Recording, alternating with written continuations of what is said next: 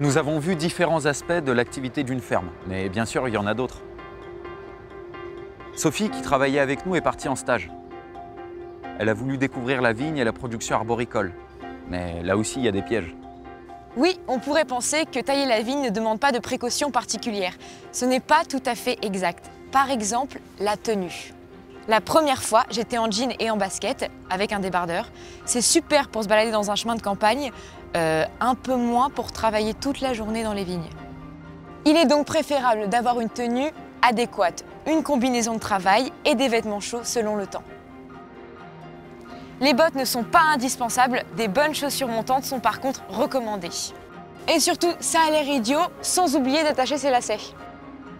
Qui dit taille dit sécateur. On utilise des sécateurs électriques ou des sécateurs manuels selon le bois à tailler. D'une main, on tient l'outil et de l'autre, le sarment. Sur un temps bref, on est concentré, on fait attention, mais sur une journée, voire sur une semaine, la tension peut se relâcher.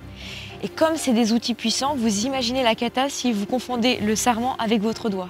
Tu te poses peut-être la question pourquoi on a deux sécateurs. Toi, un sécateur électrique, moi, un sécateur manuel. En fait, le sécateur électrique a été conçu pour limiter les tendinites, justement au niveau du poignet. Donc c'est pour ça que maintenant, on fait le plus gros de la taille avec un sécateur électrique. Avec un sécateur électrique. Voilà, donc tu peux montrer. On coupe ici. Celui-là. Voilà, tu coupes celui-là. Voilà. Et ensuite, tu fais le détail avec le sécateur manuel. Et moi, derrière, à la finition, avec le sécateur à main. Tu fais les petits. Voilà. Une main tient le sécateur électrique et l'autre tient le ou les sarments. Il est très facile de se sectionner un doigt ou la main si on ne fait pas attention à la distance entre le sarment et la coupe. Le port de gants est donc indispensable. Et sans aller jusqu'à se couper un doigt, une tendinite peut vite apparaître, ce qui est très douloureux. Veillez donc à ce que les outils soient bien aiguisés. Un autre risque à ne pas minimiser est la projection de sarment dans les yeux. Le port des lunettes est donc indispensable. Et dernier point, être courbé dans les vignes est fatigant. Il ne faut pas hésiter à varier les activités et à adopter les bonnes postures. On va essayer d'épouser un petit peu justement le fait qu'on a une pente un peu légère. Bon, justement, on peut prendre déjà cette première position en fléchissant bien les jambes comme ça et en se mettant bien au niveau du pied pour commencer à tailler. D'accord. Donc ça, c'est une des premières positions qu'on peut avoir. En cas de mal de dos récurrent, il existe des sièges électriques.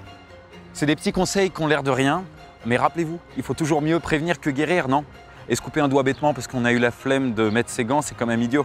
Ah oui, petite précision, on a vu Sophie dans les vignes, mais ce sont les mêmes consignes pour la taille des arbres fruitiers. Mais la taille ne constitue qu'une partie de l'activité arbovitie. La récolte est bien sûr une partie importante du travail. Et là encore, attention, car des pièges peuvent survenir. Le principal piège lors de la cueillette des fruits est la chute. Lorsqu'on le travaille toute la journée, notre vigilance peut s'émousser et il est possible que des chutes aient lieu. C'est pour ça qu'il faut prendre l'habitude de ne pas trop se pencher, ni passer ses mains sous le garde-corps. Donc une fois que vous avez vidé votre sac, c'est important de le vider dans la caisse derrière, mais surtout la sécurité avant tout. Et donc il est interdit de grimper sur la garde du corps parce que sinon vous allez basculer par-dessus et de ce fait-là, ça sera un accident. Pensez également à une tenue adaptée. Il peut faire très chaud. Portez une casquette ou un chapeau de soleil avec des vêtements légers protégeant du soleil ou bien une crème solaire adaptée qui évitera des coups de soleil et des insolations. Et bien sûr, pas de bijoux car ils peuvent se prendre dans les brins et provoquer des blessures. Il est aussi nécessaire de bien s'hydrater, surtout lorsque la récolte se fait dans un contexte de canicule. Si l'on respecte toutes ces consignes qui ne sont finalement pas si dérangeantes, tout peut bien se passer. Et ça vaut quand même le coup, non?